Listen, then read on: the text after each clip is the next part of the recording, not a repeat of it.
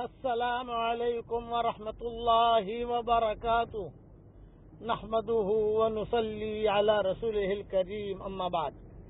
آج کا سبق سن لیجئے۔ آج کے سبق کی سرخی ہے حضور صلی اللہ علیہ وسلم کی سیرت، پارٹ نمبر 159۔ اب مکہ مکرمہ خالی ہو گیا، 4 آدمی ہیں، حضور صلی اللہ علیہ وسلم، صدیق اکبر، حضرت علی، حضرت صہیب۔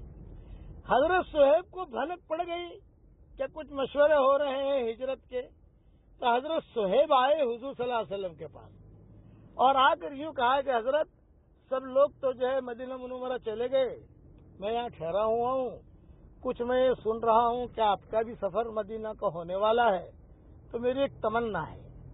آپ نے فرمایا بتاؤ کیا تمنا ہے؟ میں کہا میری تمنا یہ ہے کہ میں بھی آپ کے ساتھ ہجرت کروں۔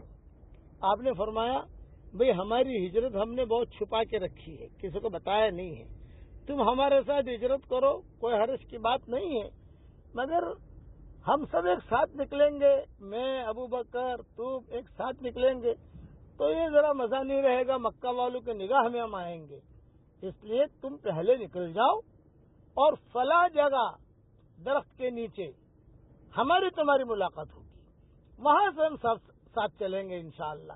یہ معاہدہ ہو گیا حضرت صہیب رومی کے ساتھ۔ حضرت صہیب رومی نے کہا ٹھیک ہے۔ اب صہیب رومی وہ چلے اپنی اٹھنی کو لے کر، اور خدا کا کرنا ایسا ہوا کہ صہیب رومی جو ہے راستے میں مشرکین مکہ نے ان کو پکڑ لیا، اور حضور صلی اللہ علیہ وسلم اور حضرت ابوبکر جو ہے چونکہ وہ دوسرے راستے سے جا رہے تھے تو ان کی تفصیل مستقل آ رہی ہے، وہ پکڑے نہیں گئے، لیکن صہیب رومی کو پکڑ لیا اور صہیب رومی سے کہا کہاں جا رہا ہے تو اس طرف مدینہ کی طرف۔ تو صہیب رومی نے کہا کہ دیکھو میں مدینہ منورہ ہجرت کر کے جا رہا ہوں۔ مکہ والوں نے کہا کہ ایسا ہم جانے نہیں دیں گے تم کو۔ تو صہیب رومی نے کہا کہ دیکھو میرے پاس میں مالدار ہوں، میرے پاس مال بہت ہے، مکہ میں ایک عورت رہتی ہے، اس کے پاس میرا مال ہے، میرا خزانہ ہے، تم جاؤ اس سے جو ہے میرا خزانہ لے لو، لیکن تم مجھے چھوڑ دو۔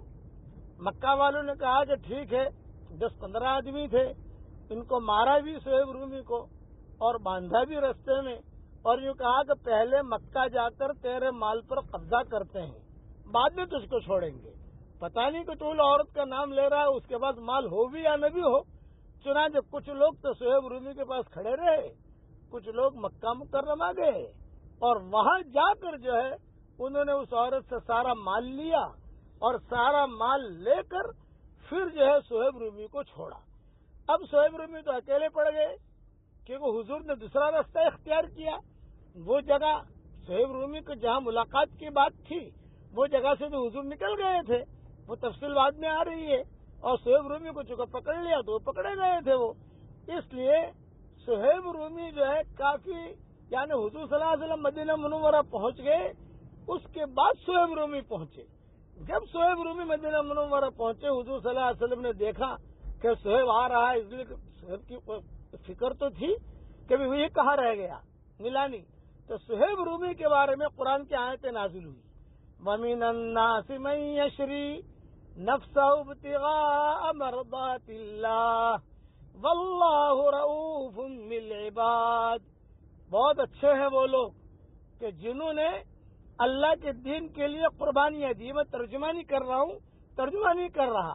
یہ آیت جو ہے دوسرے پارے کی، یہ صہیب رومی کے بارے میں نازل ہوئی کہ بھی انہوں نے اپنے آپ کو قربان کیا، یعنی مار بھی کھائی، مال بھی دے دیا، مکہ مکرمہ چھوڑ بھی دیا، اور وہاں مدینہ منورہ پہنچ گئے۔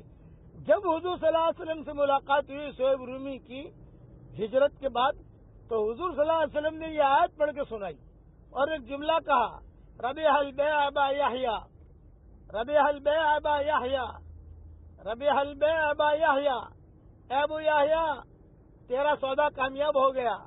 حالانکہ صہیب رومی کے بیٹے کا نام یحییٰ نہیں تھا، لیکن حضور نے نام رکھا ربیح البیع ابا یحییٰ، ربیح البیع ابا یحییٰ، اے ابو یحییٰ تیرا سودا کامیاب ہو گیا، تیرے بارے میں قرآن کی آیت نازل ہوئی۔ تو صہیب رومی نے کہا کہ آپ کو کس نے خبر دی میرے قصے کی؟ کیونکہ اللہ نے خبر دی۔ اس پر صہیب رومی بہت روئے کہ اللہ کا شکر ہے کہ اللہ نے میرے سودے کو قبول کیا کہ میں نے میرا سارا مال دے دیا لیکن میں نے حضور صلی اللہ علیہ وسلم کو نہیں چھوڑا. اب صہیب رومی چمٹ کر حضور کو بہت رونے لگے. اچھا اب حضور صلی اللہ علیہ وسلم، حضرت ابوبکر، حضرت علی، یہ تینوں مکہ مکرمہ میں ہیں، ابھی نکلے نہیں ہیں. تو حضور صلی اللہ علیہ وسلم نے صدیق اکبر سے کہا بھئی اپنے نکلنے کی کیا ترتیب کریں گے؟ تو حضرت عائشہ، حضرت اسما، یہ ابوبکر کی بیٹیاں تھیں. تو حضرت عائشہ فرماتی تھی کہ روزانہ رات کو حضور صلی اللہ علیہ وسلم گھر پر تشریف لاتے اور ابوبکر سے کھش پش تنہائی میں باتیں کرتے. اب کیا باتیں کرتے ہیں تو ہمیں پتہ نہیں ہے. ہم تو سامنے کھجور رکھ دیتی تھی، ہم تو سامنے پانی رکھ دیتی تھی، لیکن دونوں کے دونوں دیر تک جو ہے رات کو باتیں کرتے. تو ابوبکر کچھ کہتے، حضور صلی اللہ علیہ وسلم کچھ کہتے. آخر میں یہ دونوں رہ گئے تھے کہ اب کیسے نکلنا، کیا کرنا. بقیہ تفصیل کل پوری کروں گا.